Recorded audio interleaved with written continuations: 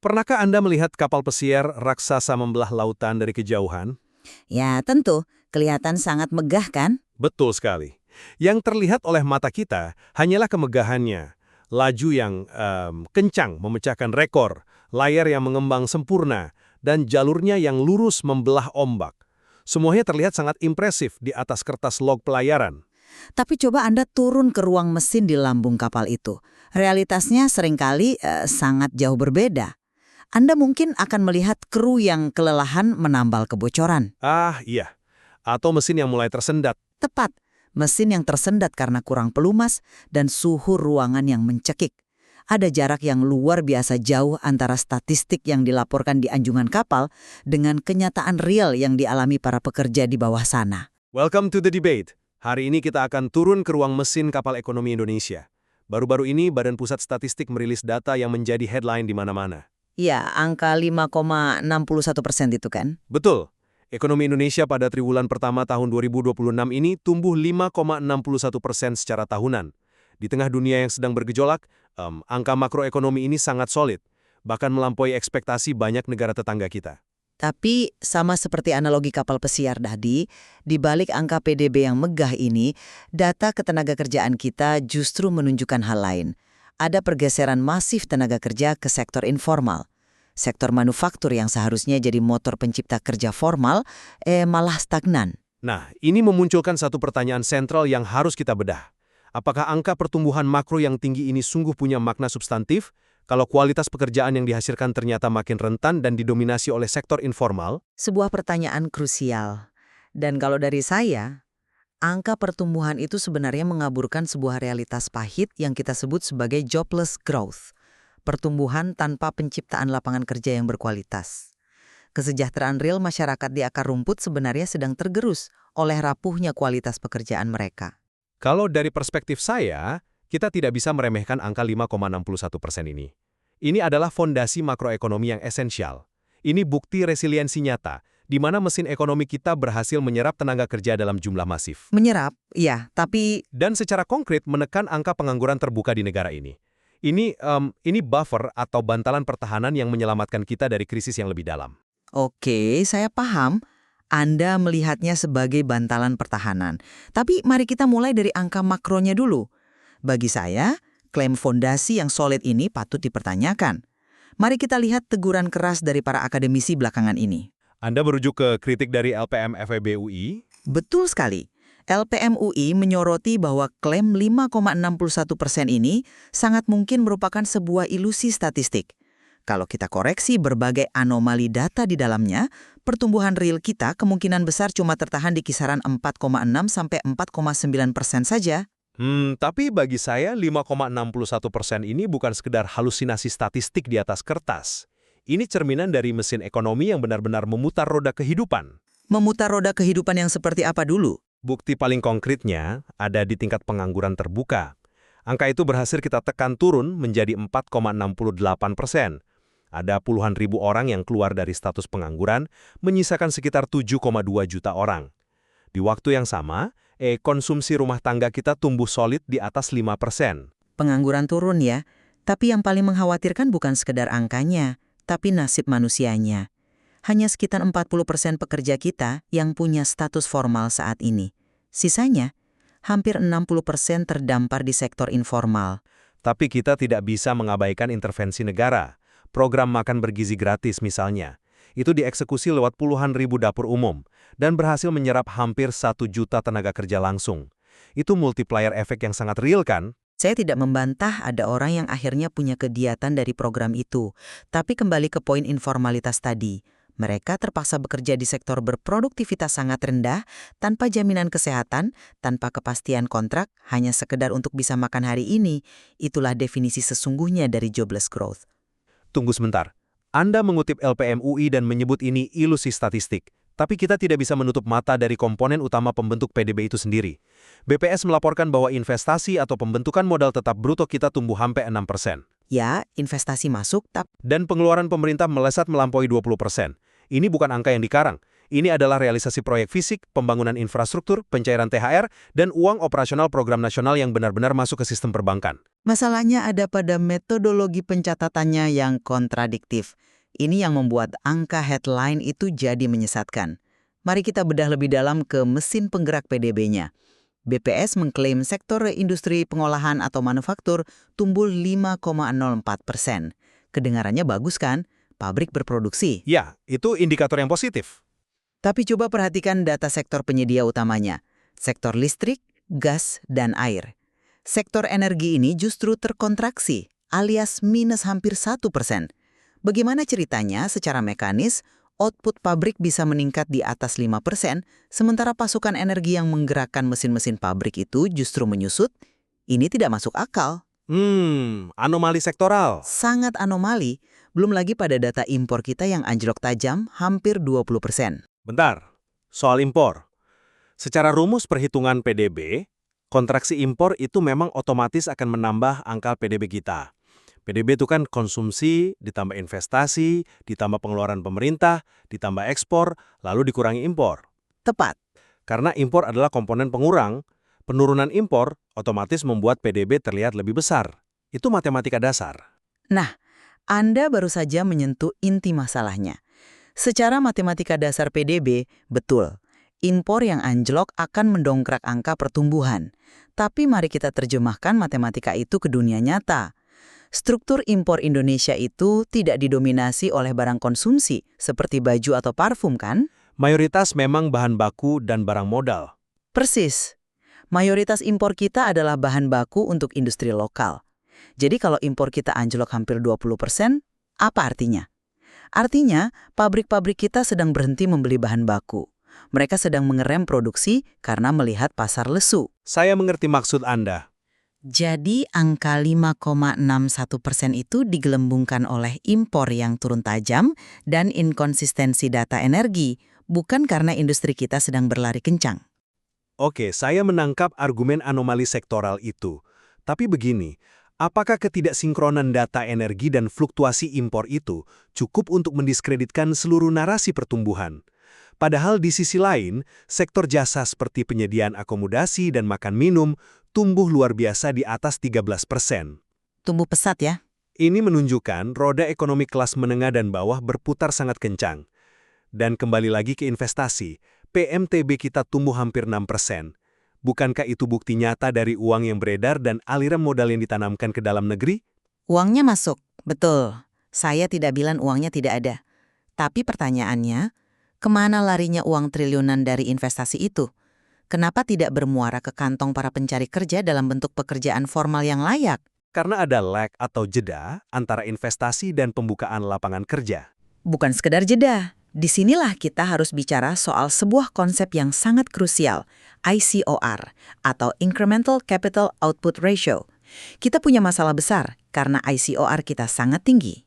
Coba kita bedah sedikit soal mekanisme ICOR ini agar lebih jelas untuk diskusi kita. Sederhananya begini, ICOR mengukur seberapa efisien sebuah investasi menghasilkan pertumbuhan. Kalau ekonomi kita efisien, kita mungkin cuma butuh investasi 4 triliun untuk mencetak 1 triliun pertumbuhan ekonomi baru. Tapi karena ICOR kita tinggi, sekarang kita butuh mungkin 6 atau 7 triliun untuk hasil yang sama. Menjadi jauh lebih mahal ya? Sangat mahal. Kenapa? Karena uang investor habis tersedot ke inefisiensi birokrasi yang berbelit, ongkos logistik yang mencekik karena pelabuhan dan jalan belum terhubung sempurna, sampai biaya-biaya siluman. Akibatnya, modal raksasa yang masuk itu habis untuk pelumas birokrasi, bukan membangun pabrik atau merekrut karyawan tetap. Investasi masuk, tapi lapangan kerja formalnya menguap. Saya sepakat bahwa efisiensi logistik dan birokrasi adalah PR besar kita. Tapi dalam kondisi global yang sedang tidak pasti, kemampuan ekonomi kita untuk menyerap hampir 148 juta orang ke dalam pasar kerja adalah sebuah prestasi yang tidak bisa kita abaikan begitu saja. Prestasi secara kuantitas ya? Betul. Anda mungkin menuntut lapangan kerja yang murni berasal dari investasi asing dan pabrik manufaktur raksasa. Tapi Anda melewatkan dampak inovasi kebijakan publik kita. Mari kita kembali bahas program makan bergizi gratis tadi. Oke, kita bahas program itu. Intervensi fiskal ini bukan cuma program sosial biasa. Mekanismenya dirancang sebagai mesin pencipta kerja. Dengan lebih dari 21.000 dapur umum di seluruh penjuru daerah, program ini mempekerjakan ratusan ribu orang secara langsung. Dan multiplier efeknya, 40.000 UMKM di rantai pasok lokal ikut bergerak. Petani telur, pemasok sayur, pembuat tahu tempe lokal. Tentu ada perputaran di sana. Mereka semua tiba-tiba punya demand yang terjamin setiap harinya. Bukankah ini justru bentuk penyerapan tenaga kerja yang langsung memberdayakan masyarakat di akar rumput, ketimbang menunggu pabrik asing yang belum tentu dibangun besok pagi? Saya sama sekali tidak menampik ada perputaran uang di akar rumput berkat program itu. Tapi kita harus sangat hati-hati membedakan antara sekedar bekerja dan memiliki pekerjaan yang memberikan kesejahteraan layak. Kuantitas absolut orang yang bekerja tidak otomatis berarti kualitas hidup mereka meningkat. Tapi setidaknya mereka memiliki penghasilan, kan? Ya, tapi mari kita bedah kualitas dari 148 juta pekerja yang Anda sebutkan tadi. Data BPS secara gamblang menunjukkan bahwa 1/4 dari mereka adalah pekerja paruh waktu. Dan sekitar 7,5% menganggur. Artinya apa? Hampir sepertiga tenaga kerja kita tidak bekerja dengan jam yang cukup untuk membawa pulang penghasilan yang bisa menghidupi keluarga mereka. Tapi bukankah opsi bekerja paruh waktu itu seringkali merupakan pilihan yang fleksibel, sesuatu yang memang diinginkan sebagian masyarakat? Misalnya mahasiswa atau ibu rumah tangga yang butuh fleksibilitas jam kerja. Kalau di negara maju dengan safety net yang kuat mungkin ya. Tapi di Indonesia mayoritas kasusnya berbeda sekali. Mereka ini sebagian besar adalah discouraged workers. Orang-orang yang menyerah mencari kerja formal. Ikan formalnya melampaui jenis pekerjaannya saat ini. Tepat. Mari kita bayangkan figur yang kita sebut saja Budi. Budi ini lulusan S1 teknik mesin dari universitas yang bagus. Secara ideal, dia seharusnya diserap oleh sektor manufaktur, mendesain komponen otomotif atau mesin industri. Logikanya begitu. Tapi karena deindustrialisasi dan pabrik tidak membuka lowongan, Budi terpaksa harus bertahan hidup. Ujung-ujungnya, dia mendaftar jadi pengemudi ojek online atau kurir paket. Keahlian teknik mesinnya terbuang sia-sia. Kita sedang membuang modal manusia secara cuma-cuma. Tentu itu fenomena yang terjadi di lapangan. Mari kita lihat kasus nyata di Sumatera Utara. Pemerintah daerah di sana dengan bangga melaporkan pengangguran turun drastis menjadi 5%. Tapi ketika dicek di lapangan, penurunan ini murni hasil dari ledakan pekerja ojek online dan buruh serabutan. Ledakan pekerja gig ekonomi ya. Dan apa dampaknya? Penambahan driver yang masif itu justru memicu perang tarif antar aplikator. Pendapatan harian mereka menyusut tajam. Akhirnya karena uang tarikan hari itu tidak cukup untuk beli beras, mereka terpaksa menambalnya dengan pinjaman online atau paylater. Apakah ekosistem yang memaksa orang berhutang ke pinjol hanya untuk makan ini yang mau kita sebut sebagai ketahanan ekonomi? Ini bukan ketahanan, ini kerentanan absolut yang dipoles jadi statistik. Analogi Budi dan kasus Sumatera Utara itu menyoroti tantangan mikro yang sangat valid. Dan saya tidak memungkiri bahwa sektor informal itu membawa kerentanan. Tapi rasanya terlalu melompat kalau kita menggunakan studi kasus ojek online di satu wilayah untuk mendeklarasikan kegagalan nasional. Memangnya indikator kesejahteraan makro kita lebih baik? Mari kita mundur selangkah dan melihat indikator kesejahteraan yang jauh lebih luas dan mendasar, rasio Gini. Data menunjukkan rasio ketimpangan kita turun menjadi 0,363. Penurunan indeks ini adalah bukti empiris bahwa terlepas dari pergeseran ke sektor informal, kue ekonomi nasional kita pelan-pelan mulai terdistribusi lebih merata. Merata bagaimana maksud Anda? Kesenjangan antara kelompok si kaya dan kelompok si miskin menyempit. Ini berarti aliran modal, ekspansi fiskal, dan intervensi seperti dapur umum tadi sudah menembus lapisan masyarakat bawah. Sektor informal mungkin tidak sempurna, tapi ia sedang mendistribusikan kekayaan. Saya harus menginterupsi cara Anda membaca rasio Gini tersebut. Penurunan angka Gini secara matematis memang menandakan jarak kesenjangan yang mengecil. Tapi pertanyaannya adalah, kenapa jarak itu mengecil? Karena yang di bawah naik pendapatannya. Apakah karena masyarakat kelas bawah pendapatannya meroket sehingga mereka menyusul yang di atas? Atau jangan-jangan kelas menengahnya yang justru ambruk daya belinya sehingga jaraknya mendekat ke bawah? Bukti di lapangan sangat mengarah pada skenario kedua. Kita sedang berhadapan dengan anemic demand. Permintaan domestik yang sangat lesu berdarah-darah. Lesu. Tapi kan konsumsi rumah tangga kita secara makro tercatat tumbuh 5,11%. Itu bukan angka yang merepresentasikan kelesuan. Pertumbuhan 5,11% itu sangat terdistorsi oleh efek musiman Lebaran dan Ramadan yang kebetulan jatuh di kuartal tersebut. Coba kita bedah indeks penjualan eceran untuk barang-barang yang di luar kebutuhan pokok. Gambarannya tiba-tiba jadi sangat muram. Penjualan sekunder ya? Ya, penjualan barang IT, laptop, perangkat elektronik, itu anjlok parah sampai 26,4%. Konsumen kelas menengah jelas-jelas sedang mengerem keras belanja sekunder mereka. Namun, di saat yang sama, kita melihat inflasi di kelompok perawatan pribadi melonjak tidak wajar sampai lebih dari 29%.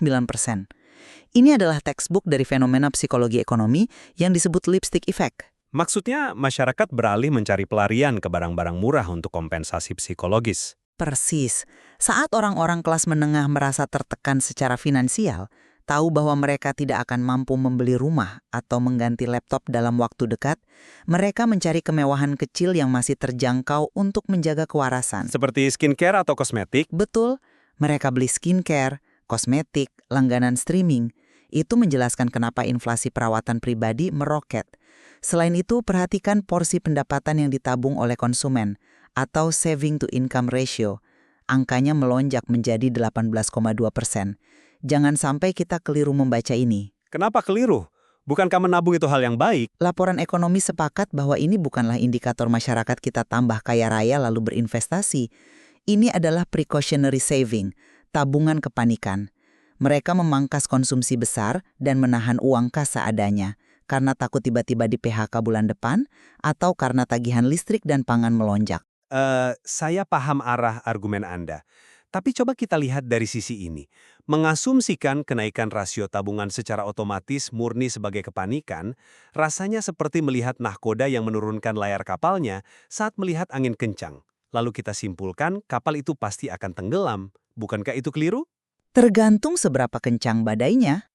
Keputusan menabung itu justru sinyal bahwa konsumen kelas menengah kita ini sangat rasional dan tangguh. Mereka sedang melakukan konsolidasi finansial yang sehat pasca menghabiskan banyak uang saat lebaran. Adalah sebuah literasi finansial yang sangat baik ketika masyarakat berhenti menghamburkan uang untuk gadget baru dan memilih mempertebal bantalan kas keluarga mereka. Peningkatan saving ratio ini justru menunjukkan ketahanan di level mikro. Mereka sedang bersiap menghadapi ombak, bukan berarti kapalnya bocor. Saya menghargai optimisme Anda dalam melihat data itu. Tapi sayangnya, data sentimen dari Bank Indonesia menolak narasi konsolidasi sehat tersebut.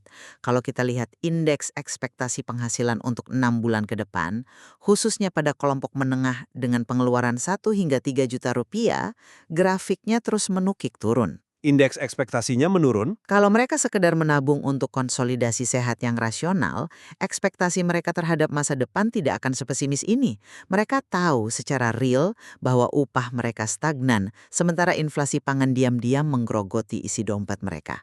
Dan ketakutan ini berdampak berantai. Kalau kelas menengahnya tertekan dan berhenti belanja barang, siapa yang akan membeli produk-produk dari pabrik manufaktur kita? Itulah kenapa manufaktur kita stagnan.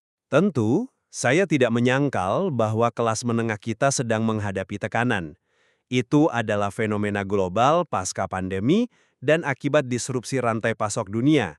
Namun, itulah tepatnya mengapa saya bersikeras bahwa pertumbuhan makro 5,61% ini bertindak sebagai buffer yang sangat vital bagi negara. Buffer yang didukung oleh utang dan stimulus jangka pendek.